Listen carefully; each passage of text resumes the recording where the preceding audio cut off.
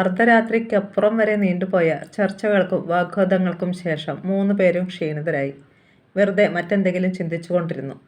നയോമിയുടെ കൊലപാതകം ആസൂത്രണം ചെയ്തത് കൈലാസ്നാഥ് ആണെന്നായിരുന്നു അഷ്ടമൂർത്തിയുടെ ചിന്താഗതി.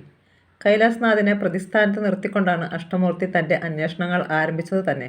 പക്ഷേ അപ്പോൾ കൊല്ലപ്പെട്ടവളുടെ സ്ഥാനത്ത് സിത്താരയായിരുന്നു.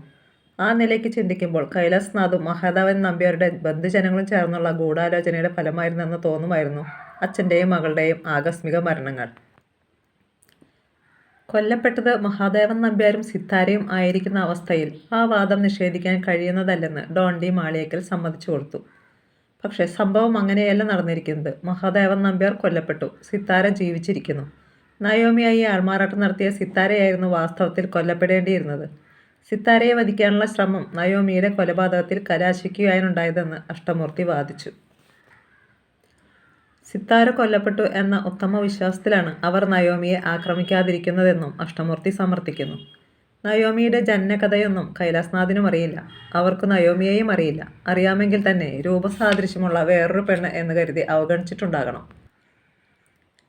സിത്താരയെ കൊലപ്പെടുത്താനുള്ള കെണിയിൽ നയോമി ചെന്ന് വീണു എന്നാണല്ലോ അങ്കിൾ പറയുന്നത്. അങ്ങനെ ചെന്ന് വീണതല്ലോ, നയോമിയെ കരുതിക്കൂട്ടി തട്ടിക്കൊണ്ടുപോയതാണ്. അതുകൂടി അങ്കിൾ കൂട്ടി വായിക്കണം, ഡോണ്ടി വാദിച്ചു. എറണാകുളത്ത് നിന്ന് തട്ടിക്കൊണ്ടു പോകപ്പെട്ട നയോമി എങ്ങനെ ചെന്നൈയിലെത്തി സിത്താരയുടെ മരണക്കുറി ഏറ്റുവാങ്ങി? നയോമിയെപ്പറ്റി കൈലാസ്നാഥിന് ഒരറിവും ഉണ്ടായിരുന്നില്ല. അത് സമ്മതിക്കാമോ? അഡ്വക്കേറ്റ് ചോദിച്ചു. അത് സമ്മതിക്കാം. മഹാദേവൻ നമ്പ്യാരെ വകവരുത്തിയത് കൈലാസ്നാഥ്. സിത്താരയെ വധിക്കാനുള്ള ശ്രമം നടത്തിയതും അയാൾ തന്നെ. ഇത്രയും സമ്മതിക്കാമോ? അഷ്ടമൂർത്തി ചോദിച്ചു. അതെല്ലാം ശരി തന്നെ. എനിക്ക് പോലും നയോമിയെക്കുറിച്ച് ഒരറിവും ഉണ്ടായിരുന്നില്ല. നയോമി ആരാണെന്നോ എവിടെയാണെന്നോ. നയോമി എന്നാണ് മഹാദേവൻ നമ്പ്യാരുടെ മകളുടെ പേരെന്നോ എനിക്കറിയുമായിരുന്നില്ല. അങ്കിളിന് പോലും അറിയാത്ത കാര്യം മറ്റൊരാൾ എങ്ങനെ അറിയും? മഹാദേവൻ നമ്പ്യാരുമായി അവസാന കാലത്ത് ഏറ്റവും അടുപ്പമുണ്ടായിരുന്നത് അങ്കിളിനല്ലേ? ജിംസൺ ചോദിച്ചു. എന്നെപ്പോലെ തന്നെ മറ്റാരെങ്കിലും നമ്പ്യാർ സാറിൻ്റെ പൂർവ്വകഥ തേടിപ്പോയിട്ടുണ്ടായിരിക്കാം.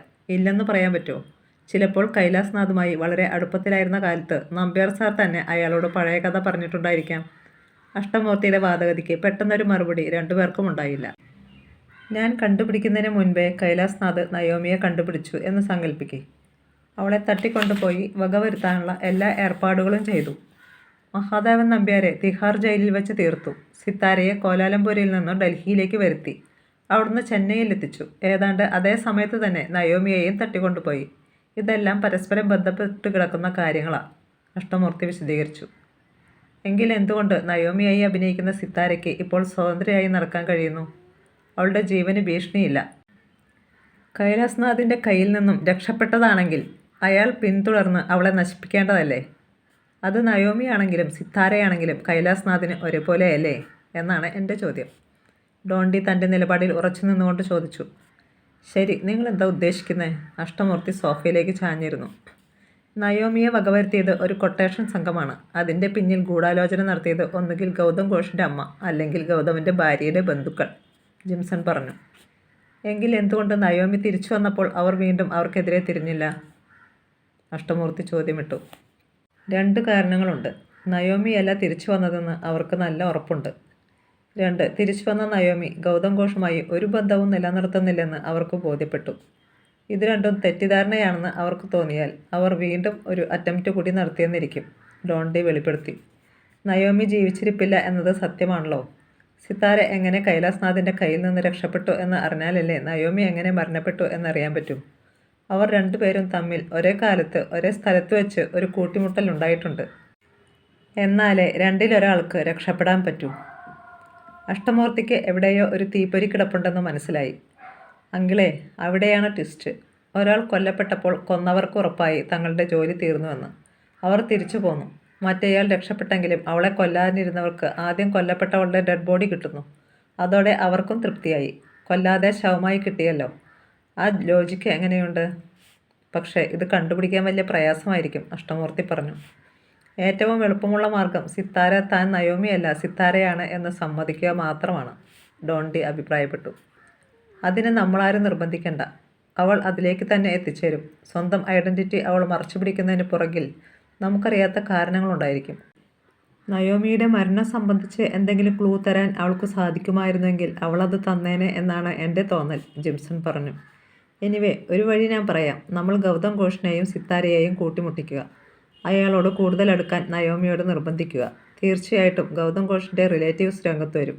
നയോമിക്ക് നമ്മൾ ശക്തമായ സുരക്ഷ ഒരുക്കി വയ്ക്കുക. മിക്കവാറും നയോമിക്കെതിരെ പഴയ ടീം തന്നെ രംഗത്ത് വന്നേക്കാം. അവരെ കിട്ടിയാൽ ബാക്കിയെല്ലാം എളുപ്പമാണ്. ഡോണ്ടി ഒടുവിൽ പറഞ്ഞു നിർത്തി. ഒരു സംശയം ചോദിച്ചോട്ടെ? തിരിച്ചു വന്ന നയോമി സിത്താരയാണെന്ന സത്യം പൊട്ടിച്ചാലോ? അഷ്ടമൂർത്തി ചോദിച്ചു. ഒരുപാട് വൈകാരിക പ്രശ്നങ്ങളുണ്ടായേക്കും. സിത്താരയ്ക്ക് മാത്രമല്ല, മറ്റു പലർക്കും. അവളൊരു അന്യ വീട്ടിലല്ലേ താമസിക്കുന്നത്? സ്വന്തം സഹോദരിയുടെ, സ്വന്തം അമ്മാവൻ്റെയും മുത്തശ്ശിയുടെയും കൂടെ.